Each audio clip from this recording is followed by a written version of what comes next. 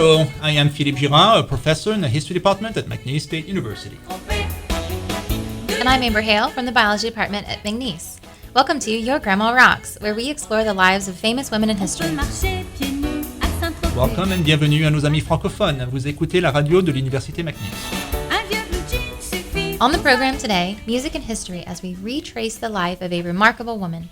She was born a slave in what is today Haiti, then she became free, then she lived through the only successful slave revolt in world history, the Haitian Revolution. Her name was Marie Bunel. Along the way, we will explore Haiti's rich musical culture. We will start with the song Marassa Élu by the band Ram, which was founded by Richard Morse.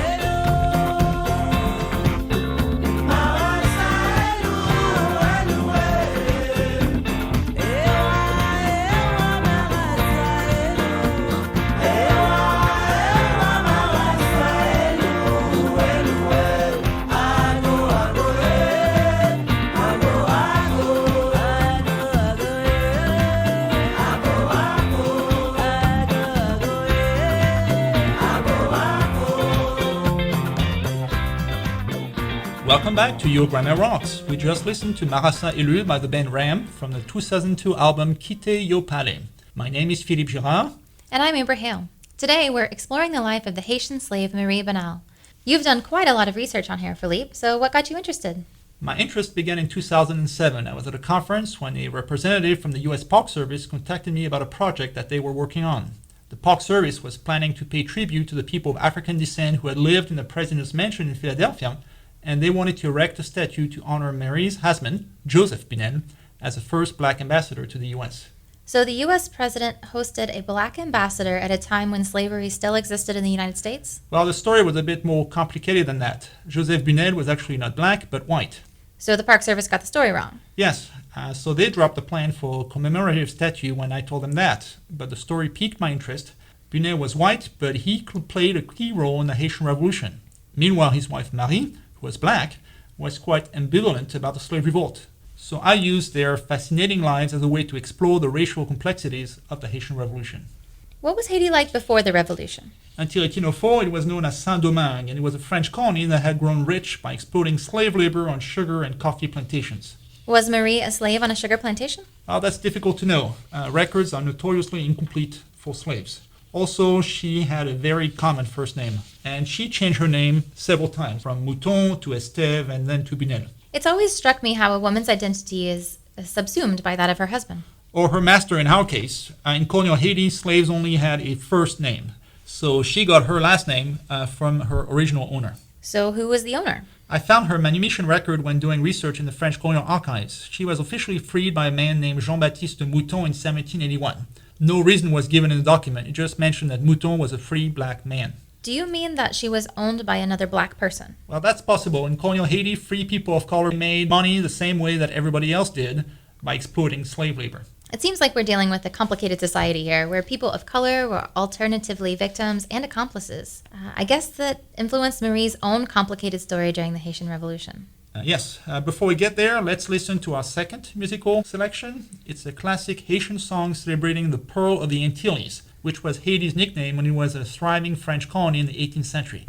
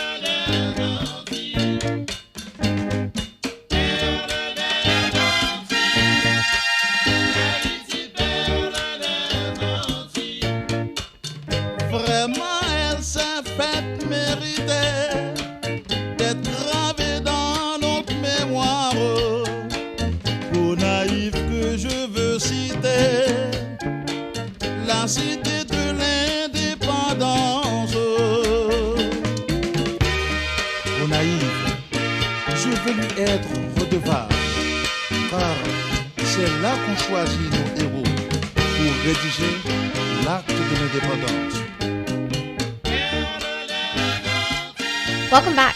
I'm Amber Hale, co-host of Your Grandma Rocks. And I am Philippe Girard. You just listened to Haiti, Perle des Antilles, interpreted by the Orchestra Tropicana in 1978. Today we're talking about the Haitian slave Marie Bunel. Before our musical break, we had reached the point where she was freed by a black man named J.B. Moton, who was possibly her owner.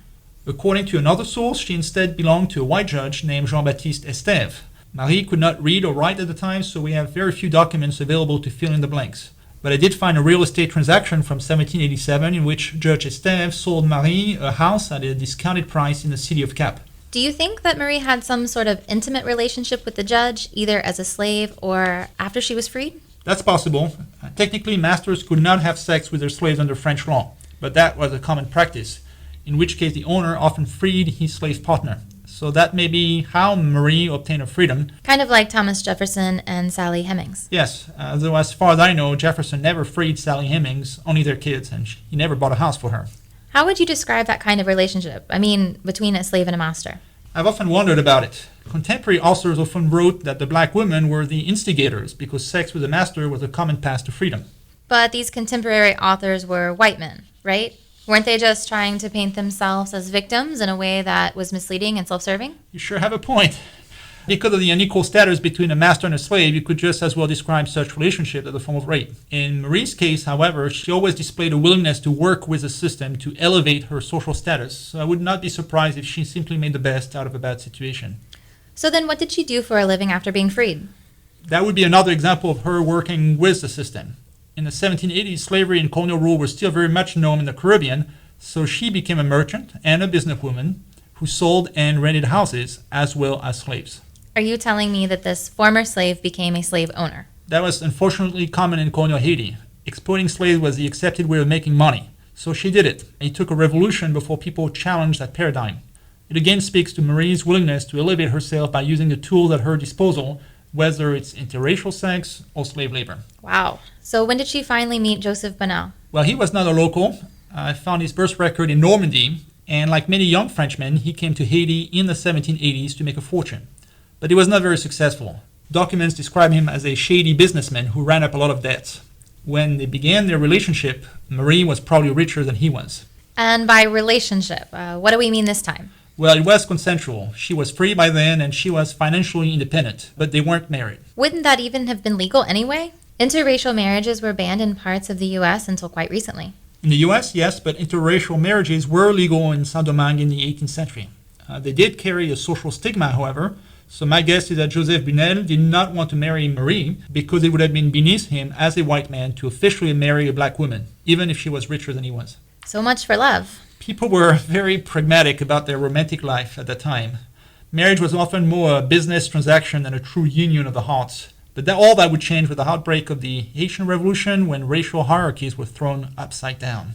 That seems like a good time to break for a song. What do you have in store for us? Well, since we're about to talk about the Haitian Revolution, I wanted to feature a song by Experience. The name of the band is a tribute to the voodoo priests who helped launch the Haitian Revolution.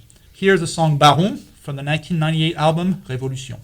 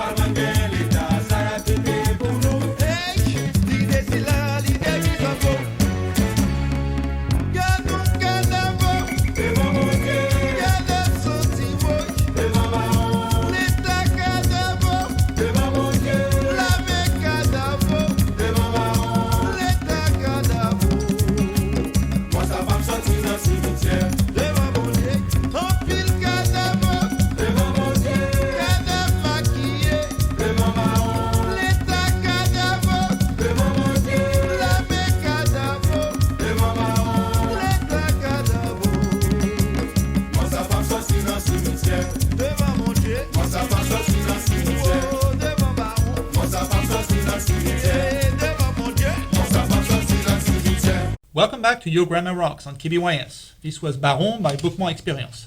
I'm Philippe Girard. And I'm Amber Hale. Today we're covering the life of Marie Bunel, who was born a slave in colonial Haiti. By the time the Haitian Revolution began, she had obtained her freedom and become a businesswoman. She even owned slaves. The outbreak of the revolution radically transformed the world in which Marie and Joseph Bunel lived. The northern plain was ravaged during the 1791 slave uprising, and the city of Cap, where they lived, burned to the ground in 1793.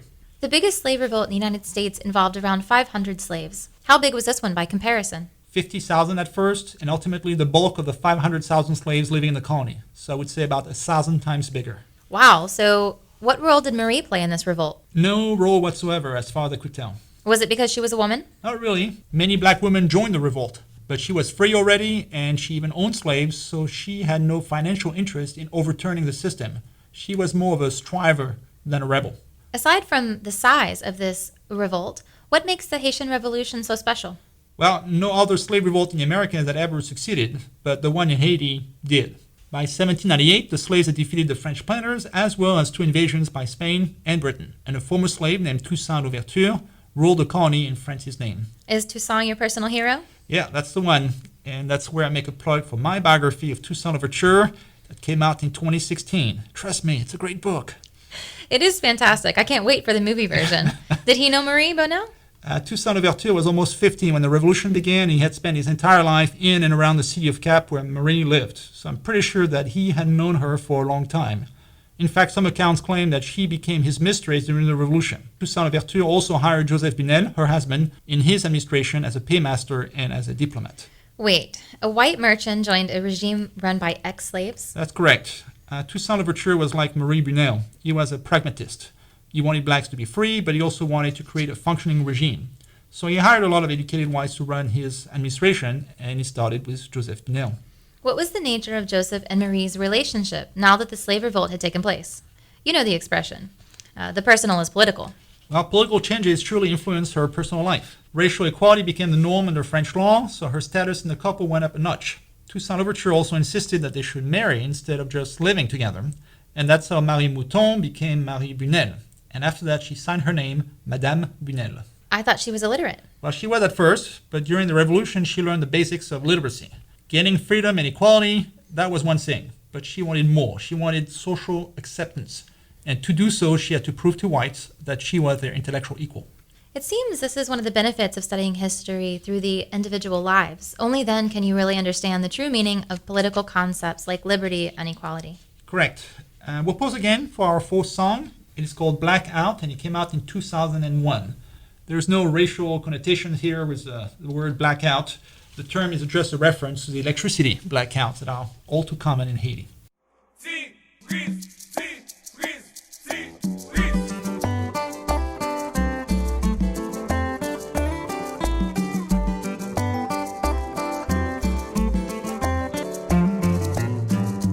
Sans qu'elle pas dans politique. Moi quoi m'gen droit pour parler. Gen yon série de bagaille. Capé peine passer yon trail. C'est pour me dire la vérité. Parce que m'gen droit pour m'exister. Parler, parler, parler, parler sans ouais. Dis ça qui vérité. Parler sans ouais, ça fait ou mal fait ouais. Parler, parler, parler, parler sans ouais. Oh, dis ça qui vérité. Oh non, non, non.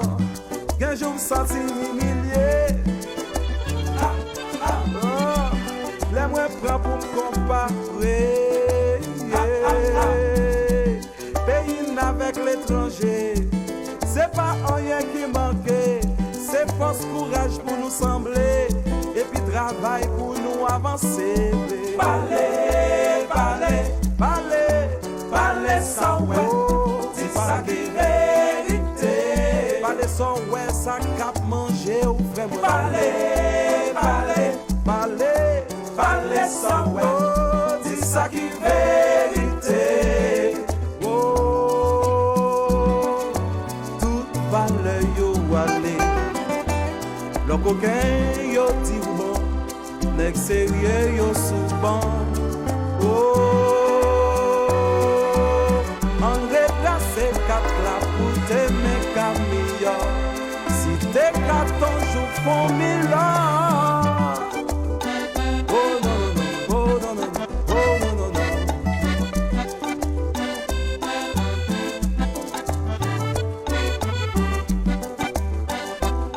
Just baby papa. Voilà que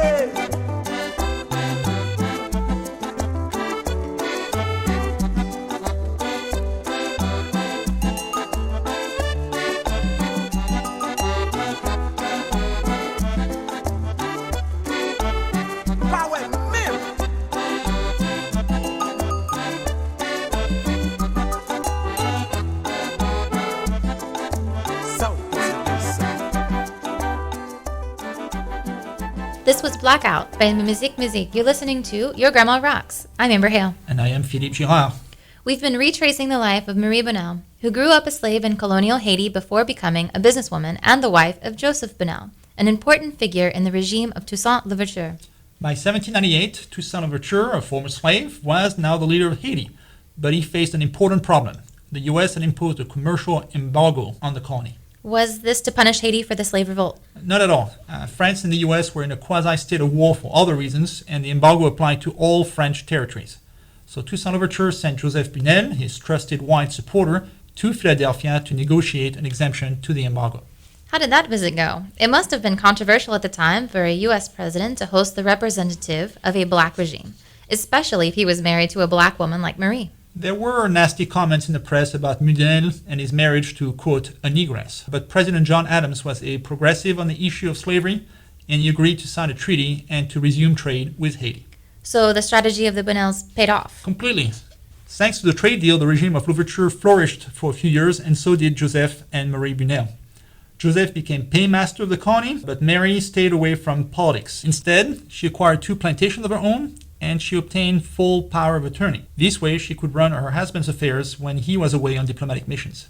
It's amazing how their political choices were the exact opposite of what you would expect. He was a white man, but he served a black revolutionary regime. She was a black woman, but she kept her distance with the revolution. In both cases, I think they followed the strategy most likely to benefit them financially. It was difficult to survive in a revolution as brutal as this one, let alone thrive financially like they did. So the only people who did well were pragmatists, like the Bunel.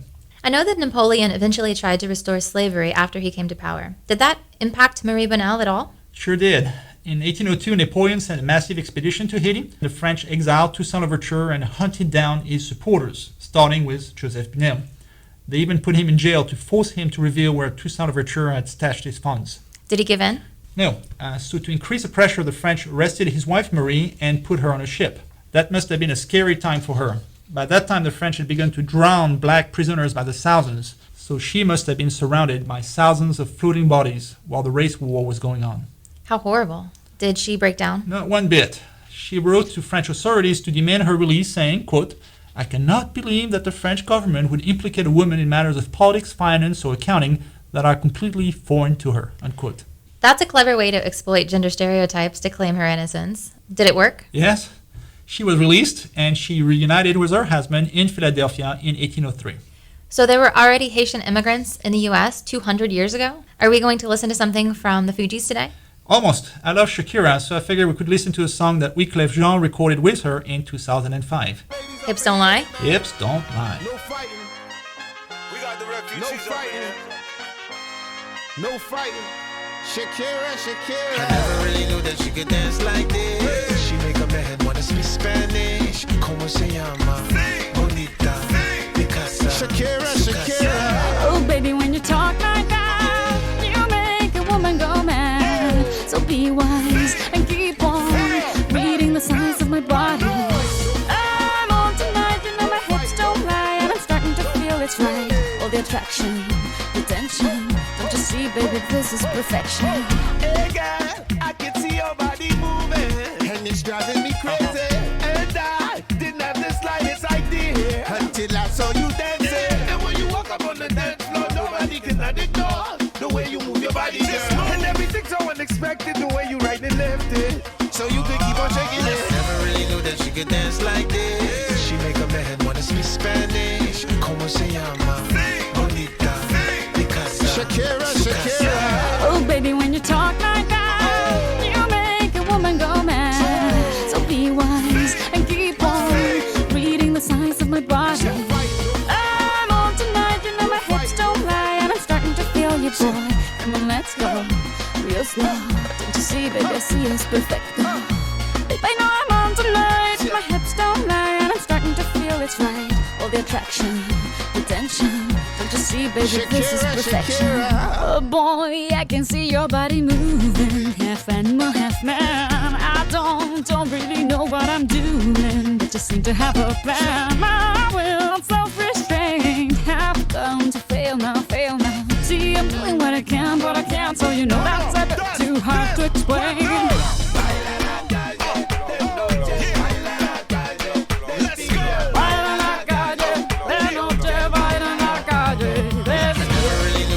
Dance like this. She make a man wanna speak Spanish. Como se llama? Bonita. Picasa. Shakira, Shakira. Oh, baby, when you talk like that, you know you got me hypnotized. So be wise and keep on reading the signs of my body. Señorita, feel the conga. Let me see you move like you come from Colombia.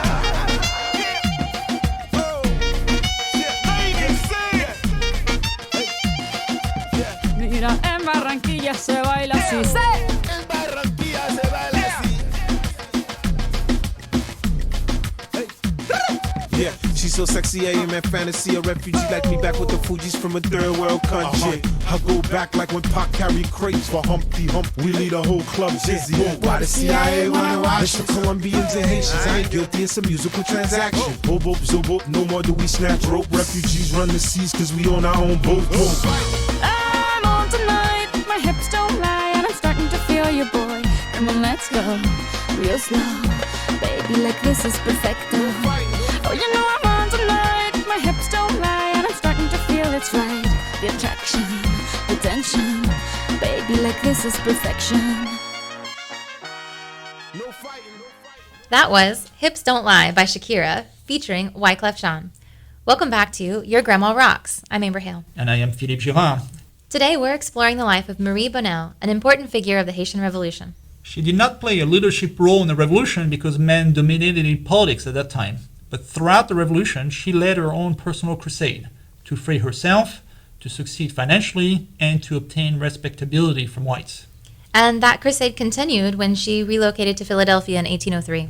She apparently joined a Freemason lodge. She helped prominent French refugees. She even purchased a farm in the countryside, as well as, quote, a servant. Do you mean that she bought another slave? Slavery was no longer legal in Pennsylvania, so probably she was referring to an indentured servant. But it still speaks to her willingness to employ all the labor practices at her disposal to get ahead financially. Did she ever go back to Haiti? She could have. 1804 is the year when the black rebels finally prevailed in the revolution and declared Haiti's independence from France. Her own husband, Joseph Bunel, headed back to Haiti that year to sell weapons to the country's new leader, Jean-Jacques Dessalines. I thought that Dessalines was the one that killed all the whites after independence. That's the one, and Joseph Bunel was a bit apprehensive about the trip. Before he left Philadelphia, he wrote to his wife Marie, quote, "We set sail on August 15th. It is the day of the Virgin Mary, your patron saint, so pray for her to protect me from danger," unquote. But Joseph brought weapons to Dessalines, and he was welcomed with open arms in Haiti. So Marie did not accompany her husband to Haiti. Were they having marital trouble? No. I found another letter where he explained how excited he was to return to Philadelphia after his trip to Haiti and to spend some time with his wife Marie. Quote, "I am eager to kiss you," he said. "You won't hear me knock on the door. I will go straight to number 59 Lombard Street." That was their home. So maybe their marriage was about love after all. Maybe. But she stayed put in Philadelphia even after Joseph settled permanently in Haiti as a merchant. It seems she was ever the businesswoman. She must have realized that economic prospects were better in the U.S. than in Haiti. That strange situation lasted until 1810 when she apparently suffered a miscarriage. That must have been heartbreaking since there's no record of her having had children otherwise. And so she returned? Yes. Unfortunately for me as a historian, that's where the paper trail ends.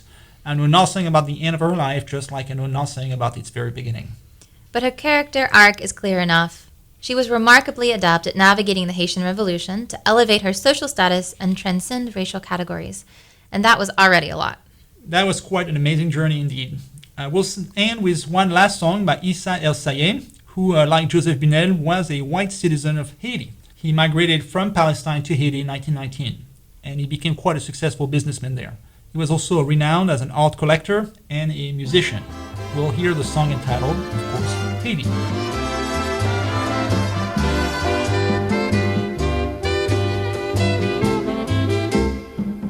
Fête là, you bel petit pays qui baigne dans mer des Antilles. Pays m'si là, oui me révèle, li tellement douce, tellement tranquille. Haïti, c'est qu'on ça le relais, li très joli, li très charmant. Yo met bon l'or, met bon diamant, moins pas besoin quitter. Haïti, Haïti, moi j'aime pour toute la vie. Haïti, maman chérie, c'est l'endroit où moi mourir. Haïti, Haïti, moi j'aime pour toute la vie. Haïti, maman chérie, c'est l'endroit où mourir.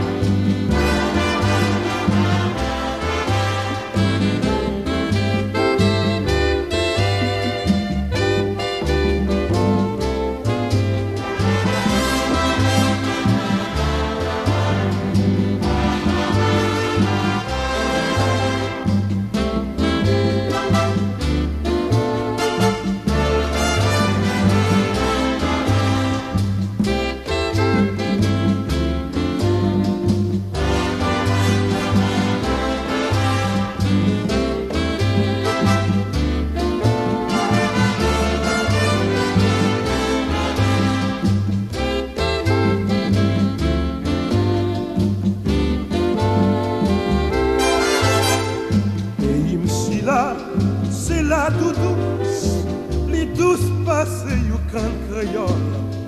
Petit li pas comprendre valeur, parce que yo pas gagné bon Dieu.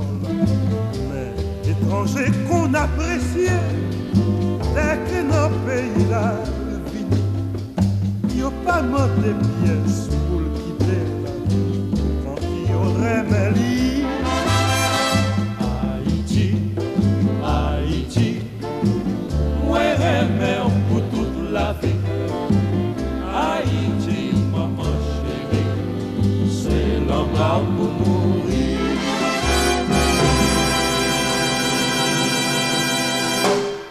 You just listened to the song Haiti by Issa Desai and his orchestra. I'm Amber Hale. And I am Philippe Girard. This was Your Grandma Rocks and the life of the Haitian revolutionary figure Marie Bunel. Thank you for joining us. This program was funded by a Juliette Hardner grant for women in the humanities.